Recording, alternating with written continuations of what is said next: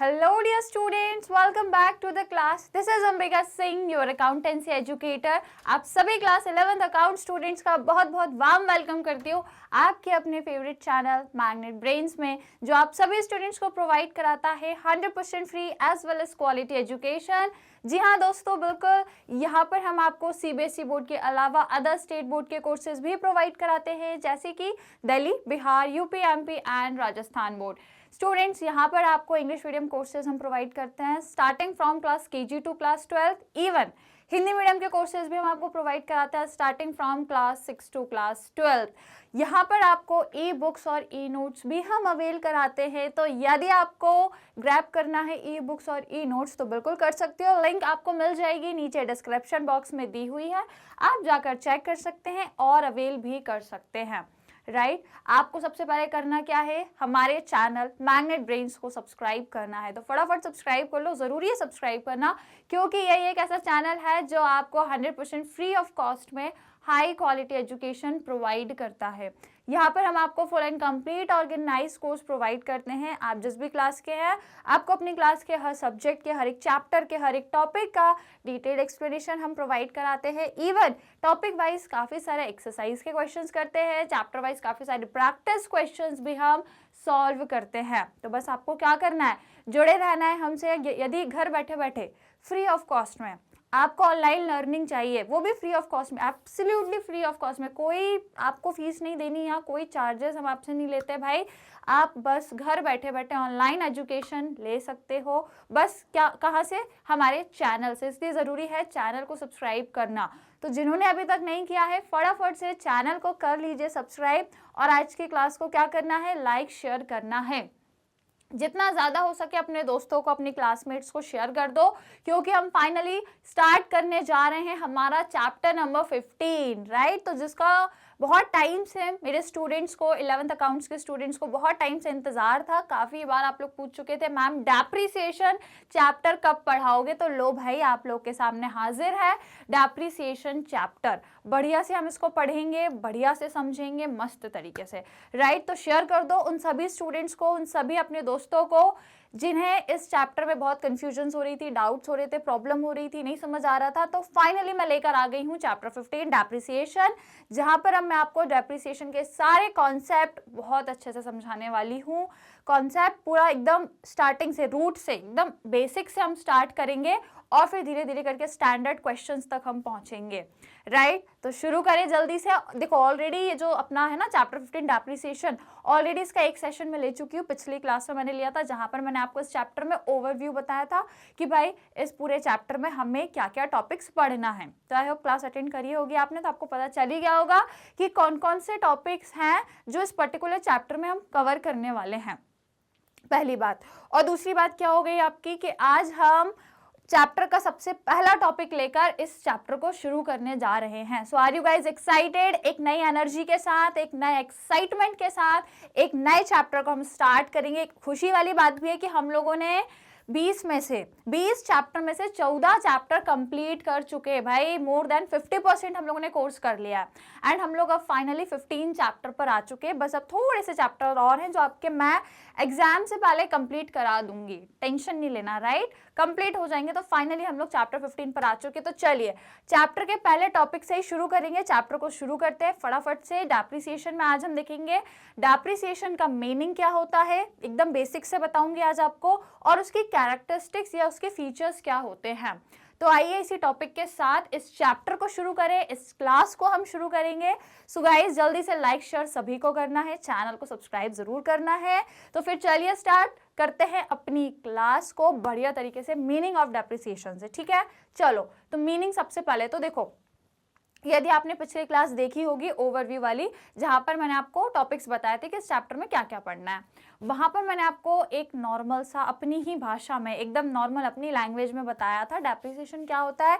जब किसी भी एसेट के वैल्यू में गिरावट आ जाती है समय के कारण, है ना, उसका जो यूज हो रहा है, बार बार कंटिन्यूअसली उसका यूज हो रहा है, यूजेज हो रहा है, वियर एंड टियर हो रहा है, जिसकी वजह से उसमें, उसकी वैल्यू में क्या हो जाता है, गिरावट आ जाती है, जिसकी वजह से डेप्रिसिएशन लग जाता है, राइट। तो ये सारी चीजें होती हैं जिसे हम बोलते हैं डेप्रिसिएशन, राइट। तो फिर आइए हम लोग मीनिंग समझ लेते हैं बढ़िया तरीके से कि ये होता क्या है, फिर हम इसको आगे देखेंगे इसके कैरेक्टरिस्टिक्स भी, ठीक है। तो पहले मीनिंग पे देखो क्या लिखा है, डेप्रिसिएशन इज द रिडक्शन, है ना। रिडक्शन मतलब रिड्यूस हो जाना, किसका, द बुक वैल्यू, जो वैल्यू होती है बुक वैल्यू मतलब जिस कॉस्ट पर आपने उस एसेट को खरीदा था उसको हम बोलते हैं बुक वैल्यू, है ना। बुक वैल्यू का अर्थ क्या होता है, कॉस्ट ऑफ एन एसेट, क्योंकि हम अपनी बैलेंस शीट में जितने भी एसेट्स को लिखते हैं उसकी कॉस्ट पे ही लिखते हैं कि भाई आपने जितने में वो एसेट खरीदा था।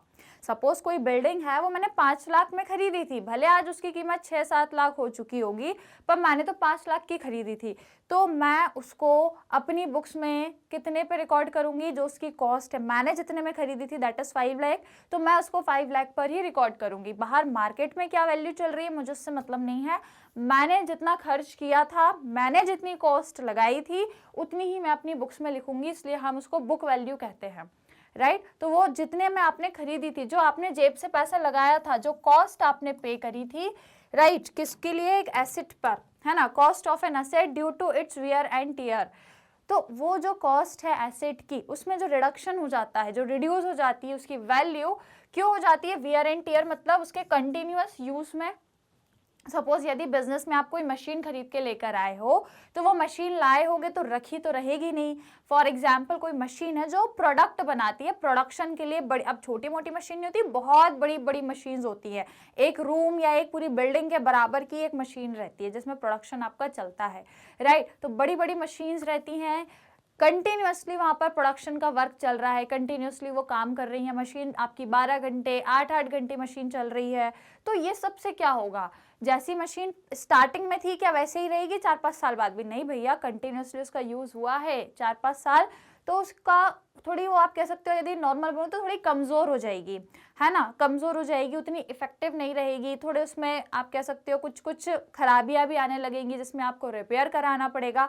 तो ये हो रहा है उसका वियर एंड टियर। ये जो वियर एंड टियर है ना, ये जो वर्ड है वियर एंड टियर मतलब उसका यूज हो होकर उसको थोड़ा सा आपने क्या कर दिया, कमज़ोर बना दिया, उसका यूज कर रहे हो आप, डेली उसमें प्रोडक्शन चल रहा है, 8-8 10-10 घंटे बिजनेस में, जो कंपनी है, जो आपकी इंडस्ट्री है, वहाँ पर आपकी मशीन चल रही है, तो कंटिन्यूस यूज के कारण वो चीज़ जो है उसकी वैल्यू फिर उतनी नहीं रह जाती है ना, थोड़ी कमज़ोर हो जाती है। अब आप अपना, मैंने जैसे नॉर्मल एग्जांपल दिया, मोबाइल फ़ोन जब आप स्टार्टिंग में लेते हो, 1 साल यूज़ करते हो, तो क्या वो उतना ही इफेक्टिव रहता है जितना स्टार्टिंग में था, काम करना थोड़ा स्लो कर देगा, हो सकता है उसकी स्क्रीन थोड़ा स्लो काम करना स्टार्ट कर दे, बैटरी बैकअप उसका फिर थोड़ा स्लो हो जाए, चार्जिंग उसकी शायद थोड़ी स्लो हो जाए, राइट, और चार्जिंग उसकी जल्दी जल्दी आपकी ख़त्म होने लगे। तो ये सब क्या हो रहा है, वियर एंड टियर के कारण, यूज करने के कारण। वो मोबाइल फोन जो स्टार्टिंग में था, पहले दिन जब खरीदा था, जब स्टार्टिंग में 2-4 महीने चला वो बात अलग थी, और जब 1-2 साल बाद देखा तब बात अलग थी। तो वो क्या हो गया, उस मोबाइल में उसकी वैल्यू में रिडक्शन हो जाएगा। जब बेचने जाओगे, यदि वो 50,000 का है तो वो 50 में नहीं बिकेगा, आपने वियर एंड टियर किया, उसका इतना यूज़ किया कि अब उसकी उतनी कीमत बची नहीं है, तो अब बेचोगे तो 20,000 30,000 से ज़्यादा का नहीं बिकेगा, राइट। तो यही होता है आपका डेप्रिसिएशन, जिसमें आपकी एसेट की बुक वैल्यू में रिडक्शन आ जाता है, क्योंकि आप वियर एंड टियर कर रहे हो, यूजेज कर रहे हो उसका, और एफ्लक्स ऑफ टाइम, समय के साथ साथ भी चीज़ों की वैल्यू कम हो जाती है। अब आईफोन का जो मैंने आपको पिछली क्लास में एक एग्जाम्पल दिया था, यदि आप आईफोन 15 है आपके पास आज की डेट में, राइट, आज की डेट में यदि आईफोन 15 या कोई सा भी आईफोन है, 1 साल रखोगे, अगले साल भैया आईफोन कोई दूसरा फ़ोन लॉन्च कर देगी, आईफोन 16, 17, 18, 19, 20, पता नहीं कहाँ तक जाएंगे अभी तो ये, है ना। तो वो जो आईफोन की सीरीज़ रहेगी आपकी 15, 16, 17, 18 जो भी है, वो 1 साल तक ही रहेगी। 1 साल बाद समय, इनफ्लक्स ऑफ टाइम मतलब समय के साथ, क्योंकि हो सकता है और होता ही है ऐसा कि उस पर्टिकुलर एसेट का एक नया अपडेटेड वर्जन आ जाता है, नए फीचर्स वाला मोबाइल आ जाता है अपना, 1 साल बाद ही कंपनी नया फ़ोन लॉन्च कर देती है, तो उस पुराने फ़ोन की वैल्यू उतनी नहीं रह जाती। भले आपने 1.5 लाख का खरीदा था उसको 1 साल पहले, पर 1 साल बाद वो 1.5 लाख का नहीं बिकेगा, भले वो कितना ही फ्रेश रखा हो, उसको आपने बहुत कम यूज़ किया, उसकी कंडीशन एकदम टॉप क्लास रखी हो, 1 साल बाद भी ना एक स्क्रैच आया ना कुछ हुआ, एकदम बेस्ट है वो, पर फिर भी हो तो गया पुराना, क्योंकि अब उसकी जगह एक दूसरी नई सीरीज लॉन्च हो चुकी है। आईफोन 15 है, मान लो आईफोन 16 आ गया, ठीक है, तो उस पर्टिकुलर कंडीशन में क्या होगा, उसकी उतनी वैल्यू नहीं रह जाएगी, क्योंकि लोग फिर 16 के पीछे भागेंगे, 15 को कोई नहीं पूछेगा, और जो पूछेगा वो उतना दाम नहीं देगा उसका। पर ठीक है, 1.5 लाख में खरीदा होगा तो वो 1.5 लाख थोड़ा ना देगा, मुश्किल से कम अमाउंट ही वो पे करेगा, राइट। तो ये क्या हो गया, डेप्रिसिएशन। क्लियर है, नॉर्मल सा एग्जांपल बिल्कुल आपसे जुड़ा हुआ ही दिया है मैंने, है ना। और ड्यू टू ऑब्सोलेंस और एक्सीडेंट, ऑब्सोलेंस भैया है ना, वैल्यू कम होना चीजों की, ऑब्सोलेंस मतलब यूज इतना हो गया टाइम के साथ चीजों की, तो उसकी वैल्यू ऑटोमेटिकली कम हो जाती है, ऑब्सोलेट हो जाता है कोई भी एसेट आपका। और एक्सीडेंट हो जाता है, अब मोबाइल का यदि मैं देखो, मोबाइल गिर गया भैया, नीचे इतनी जोर से गिरा कि टुकड़े टुकड़े हो गए, चूर चूर हो गया, ठीक है। या फिर कोई मशीन के साथ एक्सीडेंट हो गया, कई बार फैक्ट्री में आग लग जाती है, आग लगने से मशीन वगैरह खराब हो जाती है, डैमेज हो जाती है, परमानेंटली हो जाती है, या आप यदि चाहो तो रिपेयर भी करा सकते हो, पर फिर भी वो कंडीशन में नहीं रहेगी ना जितनी पहले थी। तो ये कुछ रीजन है जिसकी वजह से वैल्यू एसेट की कम हो जाती है। Clear, that is only what is called as depreciation, right. चलो आगे लिखा है, fixed asset are purchase in the business for long term use. आप जब भी कोई बिजनेस में फिक्स्ड एसेट खरीदते हो, 2-4 दिन के लिए या 2-4 महीने के लिए नहीं खरीदते हो, लॉन्ग टर्म के लिए खरीदते हो। अब जैसे बिजनेस में जो मशीन्स आप लेते हो भाई, वो 10-10, 20-20 साल चलती हैं, और यदि और अच्छी मशीन है, मजबूत है, तो और ज्यादा चलेगी। बिजनेस में कोई मशीन है, सेम वैसे ही जैसे बिजनेस में यदि कोई बिल्डिंग है, तो वो कोई 2-4 महीने के लिए नहीं है, वो भी उसके काफी लंबे टाइम तक वो मशीन भी वो बिल्डिंग भी चलेगी। तो ये जितने भी फिक्स्ड एसेट होते हैं ना, बिजनेस जब भी परचेज करता है लंबे टाइम के लिए करता है, 2 साल 3 साल भी नहीं, बल्कि 10, 20, 30 साल तक वो चीज बिजनेस में बनी रहती है ना। During the course of their use every year a part of the cost of these fixed asset expires, that is consumed और यूटिलाइज और loss due to wear and tear, passage of time और obsolescence. ये reason है कि जो आपने machine ली, जो building ली, या जो भी कोई भी फिक्स्ड एसेट लिया है, समय के साथ साथ उसके यूजेज के कारण उसका ऑब्सोलेंस हो जाना, उसकी वैल्यू का गिर जाना, यही क्या है, आपका डेप्रिसिएशन है। क्योंकि आप उसका कंटिन्यूसली यूज कर रहे हो, कंटिन्यूसली उस मशीन में प्रोडक्शन कर रहे हो, कंटिन्यूसली 10-10 घंटे वो मशीन चलती है, उसको इतना रेस्ट भी नहीं मिल पाता जितना वो काम कर रही है ना। और डेली उसमें कोई टूट फूट हो रही है, फिर रिपेयरिंग भी चल रही है, तो इन सब से क्या हो रहा है, वैल्यू में डिक्रीज हो रहा है, वैल्यू डिक्रीज हो रही है, दैट इज डेप्रिसिएशन हो रहा है, राइट। तो क्या हो रहा है, cost of this fixed asset expires. तो वो जो कॉस्ट थी, जितने पे आपने वो मशीन खरीदी थी, फॉर एग्जांपल यदि मैं बोलूं तो आपने 10 लाख की मशीन खरीदी थी, तो वो 10 लाख की नहीं रह जाती, फिर वो उसकी वैल्यू हर साल थोड़ी थोड़ी गिरने लगती है। आप 10 साल बाद यदि देखोगे उस मशीन की वैल्यू, तो 10 लाख नहीं रहेगी, है ना। उतनी वैल्यू, उसकी जो वैल्यू है वो 10 लाख नहीं रहेगी, 10 साल बाद वो गिरते गिरते आ जाएगी 4-5 लाख पे। क्लियर, तो ये जो गिर रही है, जो गिरावट है, रिडक्शन है वैल्यू में, that is your depreciation, right. इसके बाद The measure of this expired cost is termed as depreciation in accounting। तो ये जो expired cost मतलब ये जो cost आपकी जाती जा रही है, cost ये जो है आपकी कम होती जा रही है, ये जो कम हो रही है आपकी cost, इसको ही आप क्या बोलते हो accounting की भाषा में, depreciation। क्लियर है, ऐसे बहुत एग्जाम्पल है। यदि बहुत कॉमन एग्जाम्पल दूं तो आप सभी के घर में बाइक, कार, 4 व्हीलर, 2 व्हीलर कुछ ना कुछ तो होगा, ठीक है। आप जब परचेज करते हो, सपोज आपने कोई कार खरीदी, मान लो 20 लाख रुपीस की, 20 लाख की आपने कोई कार खरीदी, क्या आप जब उसको 1 साल 2 साल बाद देखोगे, और यदि आप उसको, अब देखो कार खरीदी है, खड़ी तो रहेगी नहीं भाई, चलाओगे भी, है ना। और कार में तो दिख जाता है कितने किलोमीटर चली है ना, कितने किलोमीटर चली, आपको पता लग जाएगा कि यार आपने 2 साल में इसको 50,000 किलोमीटर चलाई, 20,000 चलाई, कितनी चलाई, वो सब दिख जाएगा उसमें, ठीक है। तो बेसिकली इससे क्या होगा, उसमें आपने दिख गया कि भाई 2 साल पुरानी गाड़ी है, इतनी चल चुकी है, इतना उसका यूज हो चुका है, वियर एंड टियर उसका यूज हो चुका है, 1-2 बार कहीं ठुकी भी होगी, कहीं स्क्रैच भी आ गया होगा, है ना, कहीं कुछ कुछ चीजें भी हुई होंगी 1-2 बार। उसके बाद ये क्या हो गया, उसकी जो आप कह सकते हो, वो जो आपकी कार है, वो जैसी स्टार्टिंग में थी उस कंडीशन में अब नहीं बची भैया। 1-2 बार मान लो उसको एक्सीडेंट हुआ या नॉर्मल सा टूकी पिटी है कहीं, है ना। स्टार्टिंग में भैया आप नई नई कार खरीदते हो, यदि चलाना नहीं आता तो थोड़े थोड़े स्क्रैच या कहीं ठुक पिट जाती है। उसके अलावा वो भाई चली भी है काफी ज्यादा, तो जब आप उसको 2 साल बाद बेचने जाओगे तो वो 20 लाख की कार 20 में नहीं बिकेगी।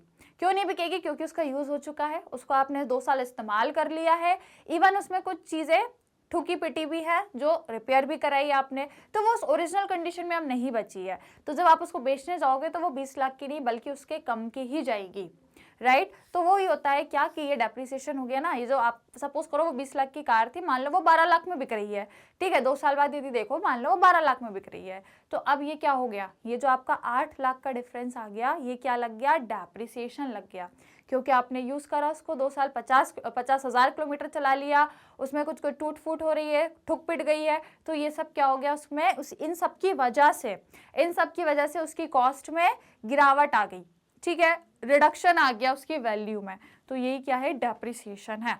क्लियर, समझ आया ना, सिंपल सी चीज है, राइट। चलो अब अपन आगे देखें। Now, depreciation is an expense for an entity and is transferred to the debit of profit and loss account. अब यदि हम बिजनेस के पॉइंट ऑफ व्यू से देखें, आप भी यदि अपने पॉइंट ऑफ व्यू से भी देखोगे, तो जो आपने कार की अभी मैंने बात करी उसमें जो 8 लाख रुपए रिडक्शन हो गया, ये आपके लिए क्या हो गया, आपके लिए तो एक्सपेंस हुआ ना, खर्चा हुआ, आपने खरीदी 20 लाख की थी और वो बिक रही है 12 लाख में, तो आपके लिए क्या हो गया, वो जो 8 लाख जो वैल्यू कम हुई है वो आपके लिए एक्सपेंस हो गया, आपके लिए वो लॉस हो गया, एक तरीके का खर्चा हो गया आपके साइड से, राइट, क्योंकि अब आपको उसकी उतनी कीमत नहीं मिल पा रही है। हाँ, अगर मान लो 20 की आपने खरीदी थी, 2 साल बाद यदि वो 18 लाख में बिकती तो फिर भी लगता हाँ यार चलो ज़्यादा नहीं हुआ है ना, 2 लाख ही कम मिल रहे, ठीक है, हमने भी तो 2 साल चलाई है, कोई दिक्कत नहीं है। लेकिन यहाँ 8 लाख का, क्योंकि आपकी कंडीशन कार की उतनी बिगड़ चुकी थी, ठीक है, तो ये क्या हो गया, आपके लिए एक्सपेंस हो गया। तो कंपनी के पॉइंट ऑफ व्यू से भी, कंपनी के पास जितने भी फिक्स्ड एसेट होते हैं, जैसे मशीन है, बिल्डिंग है, कोई भी है, एनीथिंग, वो सब क्या हो जाता है, जब उसमें डेप्रिसिएशन लगता है तो कंपनी के लिए वो खर्चा हो गया, एक्सपेंस हो गया, क्योंकि कंपनी ने खर्च तो उसको ज़्यादा करा था, उसको खरीदने में, उसको लाने में कंपनी ने खर्च ज़्यादा करा था। आज जब उसकी ओरिजिनल वैल्यू देख रही है कंपनी तो वो कम निकल रही है, तो ये जो डिडक्शन हो गया कंपनी के लिए ये एक एक्सपेंस है। इसलिए एक्सपेंस है, तो जब हम अभी तो फिलहाल हमने ये trading account, profit and loss नहीं सीखा है, फाइनेंशियल अकाउंट्स जब हम सीखेंगे, फाइनेंशियल स्टेटमेंट वाले जब चैप्टर में, तो वहां पे आपको पता लगेगा कि जब हम प्रॉफिट एंड लॉस अकाउंट बनाते हैं तो एक्सपेंस, क्योंकि डेप्रिसिएशन आपका डायरेक्ट नहीं होता, इनडायरेक्ट एक्सपेंस है ये, ठीक है, डायरेक्ट ये आपका प्रोडक्शन से रिलेटेड नहीं है, ये प्रोडक्शन से बाहर की कहानी है, ओके। तो ये आपका इनडायरेक्ट एक्सपेंस है, इसलिए प्रॉफिट एंड लॉस में कहा जाता है, डेबिट में जाता है। एक्सपेंसेस को हम क्या करते हैं, डेबिट करते हैं, राइट, तो कहा जाता है ये प्रॉफिट एंड लॉस में डेबिट होता है। Clear, right. चलो पहला पॉइंट कह रहा है ये टू डिटरमाइन करेक्ट प्रॉफिट और लॉस फॉर द ईयर। तो ऐसा हम क्यों करते हैं, क्यों इसको हम एक्सपेंस भी मान रहे हैं पहली बात, और क्यों एक्सपेंस मानते हुए हम इसको प्रॉफिट एंड लॉस में से डेबिट क्यों कर देते हैं, क्यों इसको माइनस कर देते हैं भैया, इसलिए क्योंकि हमें क्या फाइंड करना होता है, correct profit and loss for the year, ठीक है। सही प्रॉफिट एंड लॉस यदि फाइंड करना है तो आपको अपने एसेट्स की वैल्यू जो भी गिरी हैं वो बतानी पड़ेंगी। यदि आप उनको ऐड कर दोगे तो आपको तो सही प्रॉफिट ही नहीं दिखेगा। भाई यदि मान लो मैंने कहा कि मेरे पास एक मशीन है, वो है फॉर एग्जांपल 10,000 की, है ना, मेरे बिजनेस में एक 10,000 की मशीन है, एक साल अभी खरीदी है, मान लो अभी ये 10,000 की मैंने जस्ट अभी खरीदी है, एक साल बाद इस पे थोड़ा बहुत डेप्रिसिएशन लग जाएगा, थोड़ी इसकी वैल्यू कम हो जाएगी, एक साल में इसको यूज़ करूंगी, इसे प्रोडक्शन कर रही हूँ, जो भी कर रही हूँ इस मशीन से, तो मान लो इसमें डेप्रिसिएशन माइनस हो गया, मान लो 1,000 का डेप्रिसिएशन लग रहा है, तो इसकी वैल्यू अब कितनी बची, सिर्फ और सिर्फ 9,000, ठीक है। एक साल बाद अब इसकी वैल्यू सिर्फ और सिर्फ 9,000 बचेगी, कितनी बचेगी, ओनली 9,000।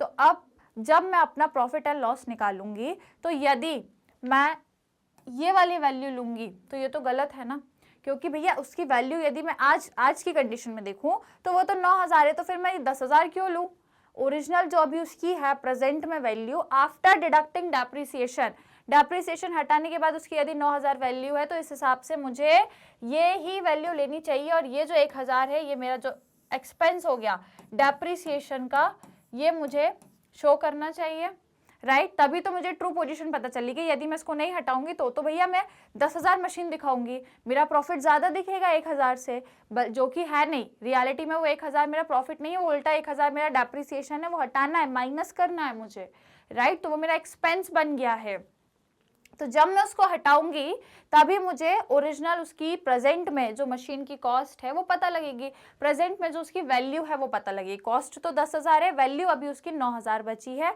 डेप्रिसिएशन जा चुका है, इसमें 1,000 का डेप्रिसिएशन लग गया है।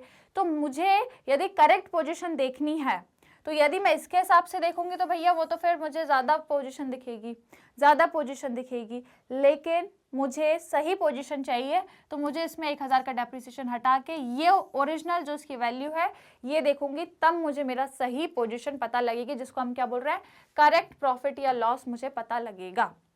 क्लियर? क्योंकि यदि प्रॉफिट एंड लॉस में मैं अपना एक्सपेंस नहीं माइनस करूंगी तो मुझे मेरा प्रॉफिट ज़्यादा दिखेगा, जो कि गलत है, राइट? तो हमें अपना ट्रू यदि प्रॉफिट एंड लॉस पता करना है तो क्या करना पड़ेगा, इस डेप्रिसिएशन नाम के एक्सपेंस को हटाना पड़ेगा और फिर जो वैल्यू है उस पर हम एसेट्स को शो करेंगे, तभी हमारे प्रॉफिट और जो भी लॉस है वो हमें सही तरीके से पता लगेंगे। Is it clear? समझ में आया, राइट? फिर सेकेंड है to show true and fair view of the financial position. Balance sheet, भैया बैलेंस शीट यदि सही चाहिए, ट्रू एंड फेयर चाहिए आपको उसमें सारी चीजें, तो भैया शो करो fixed asset eight there fair value. Fixed asset को सही वैल्यू पे शो करो, जैसे कि मैंने कहा डेप्रिसिएशन है, राइट? 1,000 का किस पे लगा है, मशीनरी पे। ऐसे बिजनेस के पास और भी एसेट होंगे फिक्स्ड एसेट जिस पर डेप्रिसिएशन लगा होगा। तो अब आप मुझे बताओ, यदि मैं इसको 10,000 पे ही शो करती रहूंगी 4-5 साल तक, तो क्या ये सही है? बिल्कुल नहीं है। जो ओरिजिनल है अभी वैल्यू तो वो 9,000 बची है ना, तो बैलेंस शीट में हम क्या शो करते हैं, पूरे के पूरे फिक्स्ड एसेट, पूरे सारे फिक्स्ड एसेट्स आपके बैलेंस शीट में आते हैं। तो ये आपके लिए जरूरी है कि जब भी आप बैलेंस शीट में कोई एसेट शो करते हो, यदि आपको चाहिए कि आप फेयर पोजीशन दिखा सको, एसेट्स की ओरिजिनल आप दिखा सको, ओरिजिनल जो अभी प्रेजेंट में वैल्यू है, तो आपको क्या करना पड़ेगा, उनकी वैल्यू में डेप्रिसिएशन माइनस करके फिर आप उसकी जो भी वैल्यू आएगी वो आप बैलेंस शीट में शो करोगे, तभी आपको आपकी सही बैलेंस शीट पता लगेगी। अदरवाइज तो आपको गलत वैल्यू पता लगेगी जो उसकी है ही नहीं, है ना? उसकी गलत वैल्यू पता लगेगी जो कि 10,000 है। ये इसकी कॉस्ट थी, स्टार्टिंग प्राइस था भैया, स्टार्टिंग कॉस्ट थी, पर आज 1 साल बाद इसकी प्राइस या इसकी वैल्यू 9,000 है, राइट? तो यदि आपको ट्रू पोजीशन पता करना है तो बैलेंस शीट में आपको जितने भी एसेट हैं उन सबकी सही वैल्यू, फेयर वैल्यू पर आपको एसेट रिकॉर्ड करने हैं। और फेयर वैल्यू पे कब होते हैं, जब आप उसमें से डेप्रिसिएशन माइनस कर देते हो।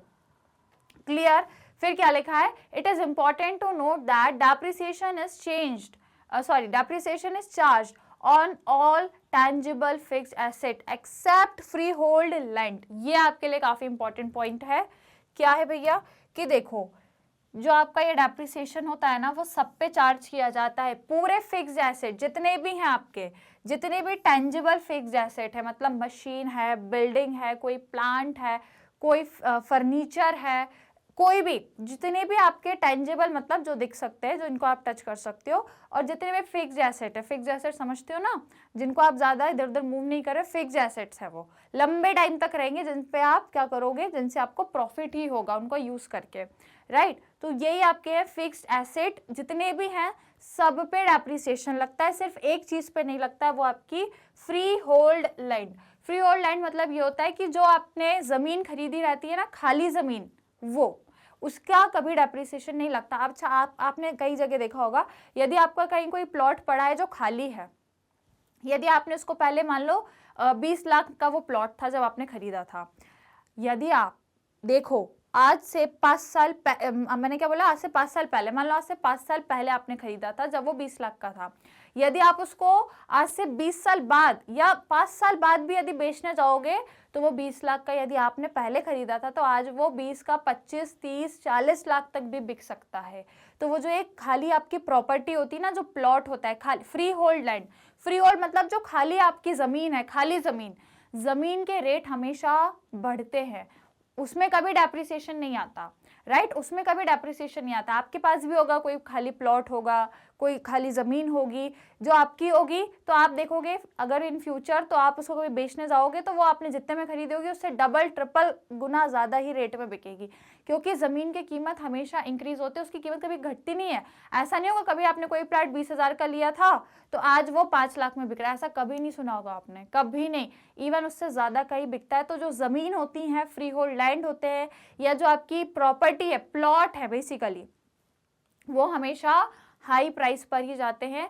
उनका जो भी अमाउंट है, जो भी उनकी कॉस्ट है, यदि आप उनको बाद में सेल करने निकलोगे तो आपको उस पर डबल ही मिलेगा, उससे ज़्यादा का ही बिकेगा, डबल से भी ज़्यादा बिक सकता है, राइट। तो फ्री होल्ड प्रॉपर्टी पे कभी डेप्रिसिएशन नहीं लगता, उल्टा इसकी वैल्यू इंक्रीज ही होती है, इंक्रीज ही होती है इसकी वैल्यू, पर कभी घटती नहीं है, कभी उस पर डेप्रिसिएशन नहीं लगता, राइट। क्लियर, ये यहाँ पे लिखा है। ऐसा क्यों? अब इसका रीजन भी सुन लो, यदि एग्जाम में आ जाए तो रीजन भी सुन लो। It is because of the reason that freehold land has infinite life while other fixed asset have limited life। ऐसा क्यों होता है? क्योंकि वो जो freehold land है उसकी जो लाइफ है वो बहुत लंबे समय तक है। यदि आप उसको ऐसे ही रहने दोगे ना तो वो वैसा का वैसे ही रहेगा, उसमें कोई चेंज नहीं आएंगे, भले उसमें पेड़ पौधे उग जाएंगे तो वो आप हटा दो, वो वापस वैसा। खाली जमीन की जो लाइफ है, खाली जो जमीन है, खाली जो आपका प्लॉट है, वो उसकी लाइफ लंबे समय तक है, उसमें कुछ नहीं होने वाला, उसमें कुछ नहीं होगा कि भाई वो टूट जाएगी वो जगह या वो ज़मीन वहाँ से गिर जाएगी, ऐसा कुछ नहीं, वो एज इट इज़ रहेगी, उसकी लाइफ अनलिमिटेड है, इनफाइनाइट। 20, 25, 50, 100 साल बाद भी देखोगे तो वो जगह वैसी ही रहेगी, जगह कभी चेंज नहीं होती या उसकी वैल्यू कभी चेंज नहीं होती, उसकी लाइफ बहुत लंबे टाइम तक है, उसमें कुछ भी आपको चेंज नहीं दिखेगा। पेड़ पौधे उग जाएंगे तो वो आप हटवा भी दोगे तो भी वो वैसी ही रहेगी, क्लियर। लेकिन जो अदर फिक्स्ड एसेट है, जैसे कि मैं बोलूँ कोई मशीन है, तो वो आप 10-20 साल खड़े करके देखो, मशीन नहीं जाम हो जाए तो बताना मुझे। आप किसी भी मशीन को 1-2 महीने भी यदि खड़ी रखोगे वो जाम होने लगती है, काम कंटिन्यूसली, और यदि काम भी कंटिन्यू कराओगे तो भी उसमें टूट फूट होगी। ज़्यादा से ज़्यादा 20-30 साल चलेगी, टूट फूट जाएगी, फिर चालू ही नहीं होगी, फिर कभी खराब हो जाएगी, तो वो एक टाइम बाद वो खत्म हो जाएगी। ज़्यादा से ज़्यादा 20-30 साल चलेगी, वो भी मैंने ज़्यादा ही बोल दिया, 20 साल चलेगी मुश्किल से। तो ये क्या है, उसकी लाइफ लिमिटेड है ना, 20-30 साल तक ही चलेगी। ऑन द अदर एंड कोई बिल्डिंग भी है यदि, तो बिल्डिंग भी आज बनी है तो आज अच्छी रहेगी, 10-20 साल बाद वो भी कमज़ोर होने लगेगी, वो भी कहीं के दिन गिर विर सकती है, 20-30-50 साल बाद भी देखोगे तो वो भी गिर सकती है। चलो 100 साल भी देखोगे ना कभी तो वो बिल्डिंग तो आएगी ना, वो भी खराब ही होगी, तो उसकी भी एक लाइफ है। कोई फर्नीचर देख लो, कोई प्लांट देख लो, कुछ भी देख लो, सबकी एक लाइफ है। एक टाइम बाद वो सब आपके क्या हो सकते हैं, सारे वो आपके डेप्रिशिएट हो के बिल्कुल जीरो पे आ जाएंगे, फिर वो कोई वैल्यू नहीं रह जाएगी। कोई मशीन है, एक टाइम बाद काम की नहीं रहेगी। बिल्डिंग है, आज अच्छी है, बिल्कुल आपने नई बनाई है, अभी तो है, पर एक टाइम बाद वो भी क्या हो सकती है, गिर सकती है भैया। 40-50 साल अच्छी खड़ी रहेगी, फिर वो भी डैमेज होने लगेगी, उसमें भी फिर आपको दोबारा से कुछ करवाना पड़ेगा, रिपेयर करवाना पड़ेगा, है ना, वो भी डैमेज हो जाएगी। बिल्डिंग भी डैमेज हो सकती है, मशीन भी डैमेज हो सकती है, कोई फर्नीचर है, कोई भी प्लांट है, सब कुछ डैमेज हो सकता है। सारे फिक्स एसेट्स आपके एक टाइम बाद डैमेज हो सकते हैं, राइट। क्यों हो सकते हैं? क्योंकि उनकी होती है लिमिटेड लाइफ, उन सब की लिमिटेड लाइफ है भैया। एक मशीन यदि 10 साल चलेगी तो 10 साल बाद वो डैमेज हो जाएगी। एक बिल्डिंग है 40-50 साल तो अच्छी खड़ी रहेगी, पर उसके बाद उसकी भी पोजीशन डैमेज हो जाएगी और वो भी भैया गिर सकती है, उसकी लाइफ भी खत्म हो सकती है। सेम विद एवरी एसेट, सारे फिक्स्ड एसेट। परंतु यदि मैं एक फ्री होल्ड लैंड या फिर एक खाली प्रॉपर्टी, खाली जमीन, खाली प्लॉट की बात करूं, ना वो गिरेगा, ना वो डैमेज होगा, ना उसकी ज़मीन फटेगी, है ना उसका कुछ बिगड़ेगा। वो जैसी ज़मीन है, आप 1000 साल बाद भी, खैर 1000 साल तो कोई जिएगा नहीं, बट जब तक आप जियो तब तक आप देखोगे वो वैसी की वैसी ही जगह रहेगी, उसमें कुछ नहीं होने वाला, उसकी इसीलिए वैल्यू बढ़ती रहती है, क्योंकि फ्री होल्ड प्रॉपर्टी, खाली ज़मीन की कभी भी डैमेज नहीं हो सकती, वो वैसी ही रहेगी, क्लियर। इसलिए इस पर डेप्रिसिएशन नहीं लगता। समझ आया? रीजन समझ आया कि क्यों डेप्रिसिएशन सभी फिक्स्ड एसेट पे लग रहा है लेकिन फ्री होल्ड लैंड पे क्यों नहीं लग रहा? क्योंकि सभी एसेट की फिक्स्ड लाइफ होती है, लेकिन जो फ्री होल्ड लैंड है उसकी अनलिमिटेड लाइफ होती है, इनफाइनाइट, राइट। क्लियर, समझ में आ गया भैया? ये रीजन है आपका, राइट। तो हर एक चीज पे डेप्रिसिएशन लगता है एक्सेप्ट फ्री होल्ड लैंड। इसका आपने भी कहीं बहुत बार एग्जांपल देखा होगा, कोई भी आप प्लॉट खरीद लो, 10 लाख का खरीदो, 5 साल बाद देखो वो 15-20 लाख से कम का नहीं बिकेगा। प्रॉपर्टी के रेट दिन ब दिन बढ़ते ही जा रहे हैं, दिन ब दिन ये जो प्लॉट हैं, ये जो फ्री होल्ड लैंड है, ये सब दिन ब दिन इनकी कीमत बढ़ती जा रही है, आगे भी बढ़ेगी, कभी घटती नहीं है, क्लियर। इसलिए रीजन है कि इस पे कभी डेप्रिसिएशन नहीं लगता। Is it clear? समझ में आया सभी को डेप्रिसिएशन का कॉन्सेप्ट बढ़िया तरीके से? कोई दिक्कत समस्या तो नहीं है, राइट। तो यही है आपका डेप्रिसिएशन, हर बिजनेस में जितने भी फिक्स्ड एसेट होते हैं apart from free hold land, इनके अलावा जितने भी फिक्स्ड एसेट है सब पे डेप्रिसिएशन लगता है। क्यों लगता है? क्योंकि सबकी लाइफ जो है वो क्या है, एक प्रॉपर डेफिनेट लाइफ है, अनलिमिटेड लाइफ नहीं है। Is it clear? समझ में आया डेप्रिसिएशन का कॉन्सेप्ट? तो चलो आगे बढ़ेंगे अब अपन। ये हो गया आपका मीनिंग। अब आ जाओ कैरेक्टरिस्टिक्स पे। कुछ कैरेक्टरिस्टिक्स देख लेते हैं डेप्रिसिएशन की। तो सबसे पहला क्या है, सबसे पहली कैरेक्टरिस्टिक है depreciation is process of allocating cost या फिर cost scrap value of the tangible asset to expense over its estimated useful life in a systematic manner. तो डेप्रिसिएशन क्या एक ऐसी प्रोसेस है जिसमें हम क्या कर रहे हैं, उसकी जो कॉस्ट है, उसकी जो ओरिजिनल कॉस्ट है, जितने पे आपने वो एसेट खरीदा था, उसमें से आप क्या हटा रहे हो, जो भी उसके खर्चे एक्सपेंसेस हो रहे हैं उस पे, जो भी उस पे चीज़ें जा रही है, जो भी कॉस्ट उसकी घट रही है, वो जब आप हटा देते हो उसकी पूरी यूजफुल लाइफ में, वो भी एक सिस्टमैटिक मैनर में। ऐसे नहीं, कैसे भैया, एक पूरी सिस्टमैटिक मैनर से जब आप ये काम करते हो तो वो आपका डेप्रिसिएशन होता है। तो ये डेप्रिसिएशन एक प्रोसेस है जिसमें आप एलोकेट करते हो cost of tangible asset to expense over its estimated useful life in a systematic manner. एक जो वैल्यू है उस पर्टिकुलर एसेट की, उसमें जो भी एक्सपेंसेस हो रहे हैं, डेप्रिसिएशन और उन सबको हटाओगे तो उसकी जो लाइफ रहेगी, पूरी यूजफुल लाइफ तक आप ये काम करोगे कि उस एसेट की कॉस्ट पे जितने भी आपकी डेप्रिसिएशन हुए सबको माइनस करना है उसकी पूरी लाइफ में। क्लियर? यही आपका डेप्रिसिएशन कहलाता है। पहली कैरेक्टरिस्टिक है। दूसरी है it reduce the book value of the fix asset except free hold property.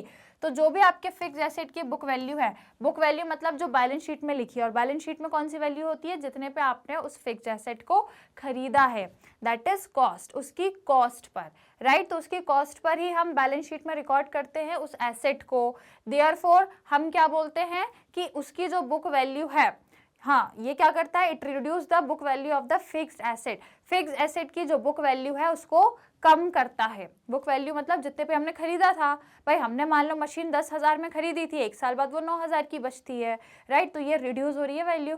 2 साल बाद 8,000 की बचेगी, 3 साल बाद 7,000 की बचेगी, 4 साल बाद 6,000 की बचेगी। तो ऐसे करके क्या हो रही है, वैल्यू में रिडक्शन हो रहा है, राइट। बुक वैल्यू पे जितना हमने 10,000 की खरीदी थी वो 10 की नहीं बल्कि 4 साल बाद 6,000 की बची।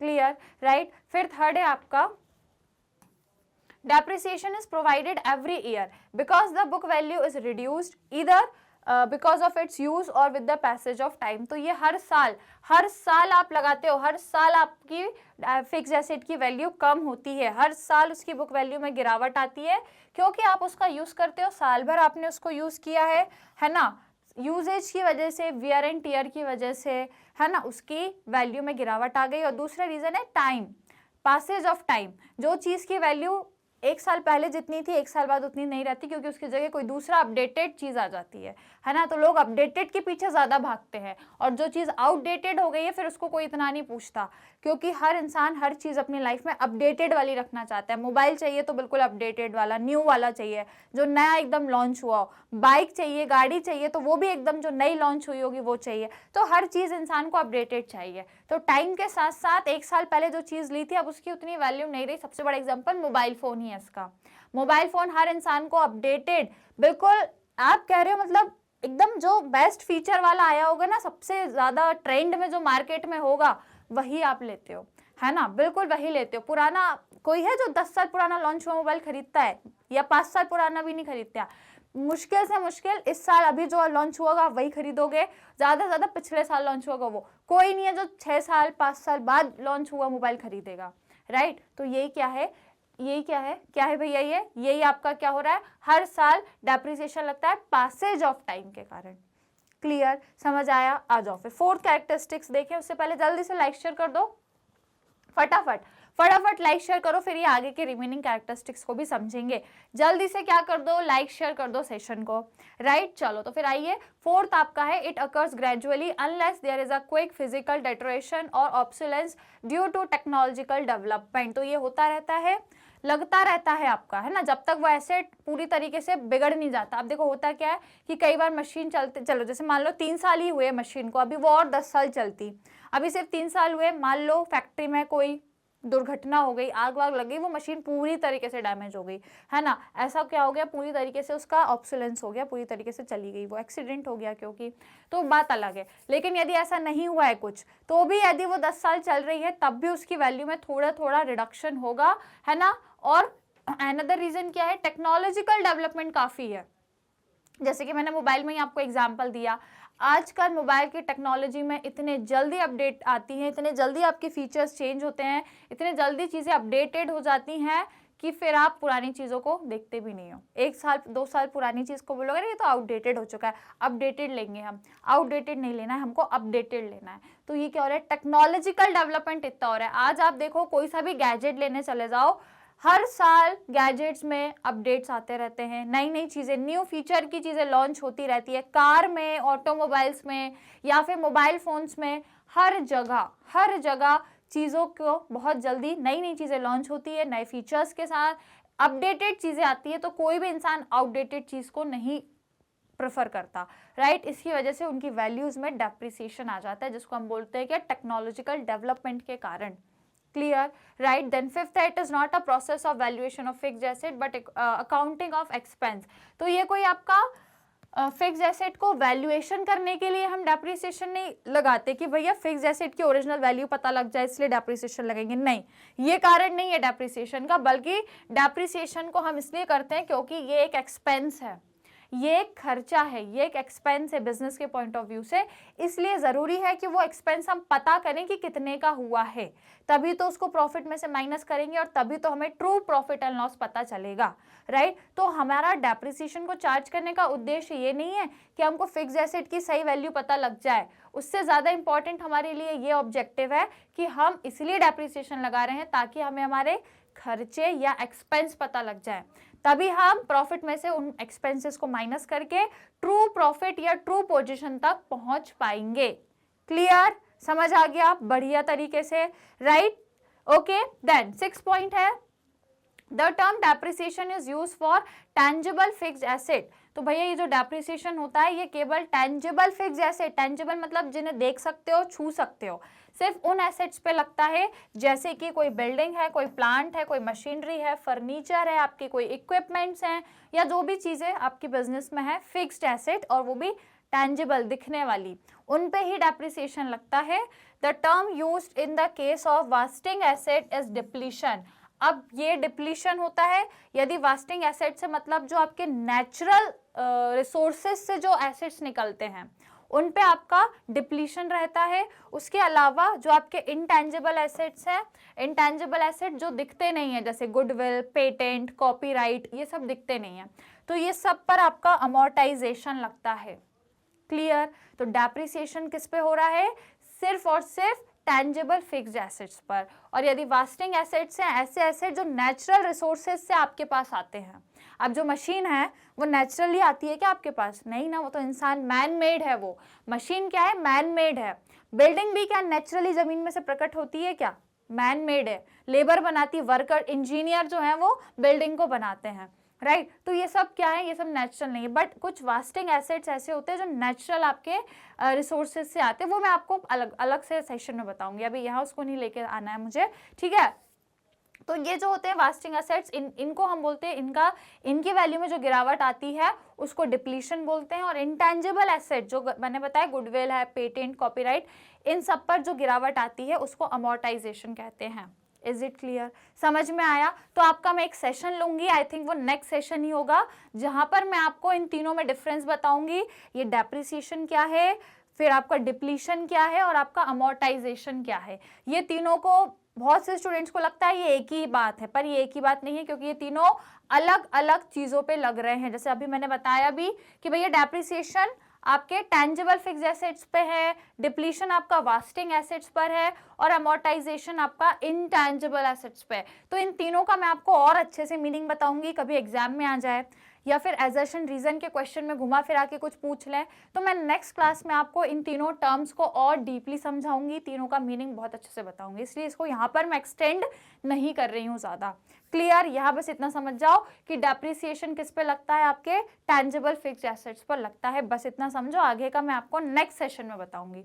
क्लियर, समझ में आई? ये पूरी आपकी 6 कैरेक्टरिस्टिक्स हैं किसकी, डेप्रिसिएशन की। Is it clear? राइट, चलो आई थिंक इतनी है कि आगे और भी है। अच्छा, 2 और है, इसको और देख लो। Depreciation is a non cash expense, there is no outflow of cash when depreciation is charge. ये एक ऐसा एक्सपेंस है जिसमें आपका पैसा बाहर नहीं जाता, और अगर आप दूसरे तरीके के एक्सपेंसेस देखोगे तो सब में आपका पैसा बाहर होता है, दैट इज आउटफ्लो, आउटफ्लो होता है कैश का। पर डेप्रिसिएशन एकमात्र ऐसा खर्चा है जिसमें आपका पैसा बाहर नहीं जाता, पर आपका पैसा फिर भी माइनस होता है। कैसे होता है?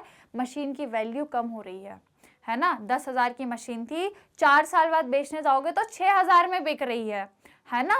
तो ये जो आपको क्या हो गया, 4,000 का जो खर्चा हो गया वो आपको ऐसे पे करता हुआ आपको नहीं दिखा कि हाँ आपने वो 4,000 कहीं दिया है, पर फिर भी वो 4,000 का आपको नुकसान हुआ है, आपको एक्सपेंस, वो खर्चा हुआ है, राइट। 10,000 की मशीन मैंने खरीदी थी, 4 साल बाद में उसको जब बेचने गई तो वो सिर्फ 6,000 की बिक रही है।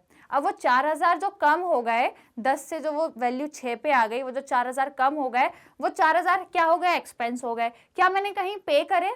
मैंने तो कहीं आउटफ्लो नहीं हुआ, पर फिर भी वो कहीं ना कहीं क्या हुआ, मेरे लिए खर्चा हो गया ना, एक्सपेंस हो गया। वो दिखता नहीं है, वो आपको कैश का आउटफ्लो होते हुए नहीं दिखता, पर फिर भी कहीं ना कहीं आउटफ्लो हो रहा है, कहीं ना कहीं आपका एक्सपेंस हो रहा है, आपकी वैल्यू मशीन की कम हो रही है। ऐसे समझ नहीं आता, पर फिर भी वो एक एक्सपेंस ऐसा है जो कम हो रहा है, उससे आपकी वैल्यू कम हो रही है मशीन की, हालांकि कहीं पे भी कैश का आउटफ्लो नहीं हो रहा। क्लियर? तो ये आपका नॉन कैश एक्सपेंस है। याद रखना, एमसीक्यू में कभी भी यदि कहीं भी कोई पूछ ले कि ये non expense, non cash expense कौन सा होता है, तो बोलना भैया डेप्रिसिएशन। डेप्रिसिएशन ये आपका ऐसा एक एक्सपेंस है जो नॉन कैश वाला है, जिसमें आपका कैश इन्वॉल्व नहीं होता। क्लियर? अब बाकी के एक्सपेंस, जैसे कि मान लो कंपनी किसी को सैलरी दे रही है, तो वो पैसा आउटफ्लो हो रहा है, बैंक से बैंक में दूसरे के ट्रांसफर होता है, तो वो पैसा जा रहा है आपका। आप कुछ खरीद रहे हो, कोई एक्सपेंस है, पैसा जा रहा है। पर डेप्रिसिएशन ऐसा एक्सपेंस है जिसमें पैसा जाता नहीं है, पर फिर भी वैल्यू मशीन की कम हो रही है। क्लियर? राइट। फिर लास्ट है, depreciation is an indirect expense, therefore it is transfer to debit of profit and loss account. जब ये हम फाइनेंशियल स्टेटमेंट बनाएंगे जिसमें हम प्रॉफिट एंड लॉस सीखेंगे, तो हम क्या करते हैं, ये जो डेप्रिसिएशन है वो हमारे लिए एक इनडायरेक्ट एक्सपेंस है। इनडायरेक्ट एक्सपेंस मतलब ऐसा खर्चा जो प्रोडक्शन से रिलेटेड नहीं है, बाद का है, ये बाहर है। अब जैसे बिल्डिंग पे डेप्रिसिएशन लगना, तो भैया डायरेक्ट एक्सपेंस होते हैं और एक इनडायरेक्ट होते हैं। डायरेक्ट वो जो प्रोडक्शन के दौरान खर्चे हो रहे हैं, जैसे कि जो प्रोडक्शन कर रहा है उस लेबर को वेजेस देना, वो मेरा डायरेक्ट खर्चा हो जाएगा। उसके अलावा जो मशीन चल रही है, जहाँ पे प्रोडक्शन हो रहा है, उस मशीन में पेट्रोल लग रहा है, डीजल लग रहा है, या फिर इलेक्ट्रिसिटी लग रही है, जो भी लग रहा है वो खर्चा मेरा प्रोडक्शन के दौरान है, वो मेरा डायरेक्ट है। लेकिन डेप्रिसिएशन तो बाहर की बात हो गई भैया, बिल्डिंग पे डेप्रिसिएशन, फर्नीचर पे, मशीन पे, तो ये सब बाहर की ये इसका प्रोडक्शन से कोई लेना देना नहीं है, राइट। तो ये आपका एक इनडायरेक्ट एक्सपेंस है, इसलिए ये प्रॉफिट एंड लॉस में जाता है, और हम एक्सपेंसेस को डेबिट करते हैं, इसलिए इसको भी डेबिट करेंगे। Is it clear? समझ में आया? ये हम जब बनाएंगे तब मैं आपको और अच्छे से क्लियर करूंगी। Right? Is it clear to everyone? समझ में आई? डेप्रिसिएशन की कहानी अच्छे से समझ में आ गई, इसका मीनिंग और इसकी कैरेक्टरिस्टिक्स आई होप आप लोग को क्लियर हो गई होंगी। जो रिमेनिंग 2-3 मैंने आपको टर्म्स बताई हैं वो नेक्स्ट क्लास में मैं आपको डिटेल में कवर करवाऊंगी, इसलिए मैंने इसको भी यहाँ नहीं आपको एक्सटेंड किया।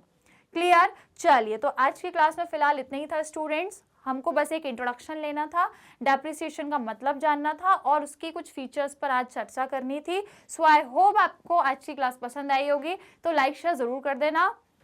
बाकी हम आगे के टॉपिक्स को नेक्स्ट क्लास में कवर करेंगे, तो आपको बस क्या करना है, जुड़े रहना है मेरे साथ और हमारे चैनल मैग्नेट ब्रेन्स के साथ, क्योंकि आप सभी जानते हैं कि मैग्नेट ब्रेन्स एकमात्र इंडिया का ऐसा चैनल है जो आपको 100% फ्री ऑफ कॉस्ट में हाई क्वालिटी एजुकेशन प्रोवाइड करता है, और वो भी सीबीएसई बोर्ड के अलावा अदर स्टेट बोर्ड में भी, जैसे कि Delhi, Bihar, UP, MP and Rajasthan board students. इसके अलावा हम आपको वैदिक मैथ्स क्रैश कोर्स और स्पोकन इंग्लिश के कोर्सेज भी बिल्कुल फ्री ऑफ कॉस्ट में प्रोवाइड कराते हैं।